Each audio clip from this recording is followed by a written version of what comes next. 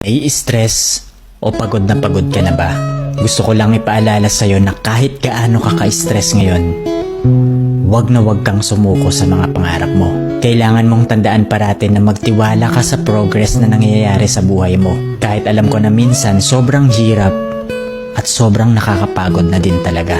Magtiwala ka sa kakayahan mo. Ang dami mo nang nalagpasan na mga malalaking problema dati. Ngayon ka pa ba susuko? Patuloy ka lang na lumaban.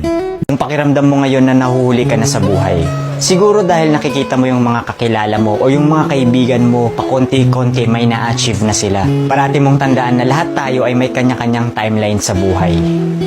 Hindi ka nahuhuli at hindi ka rin naman nauuna.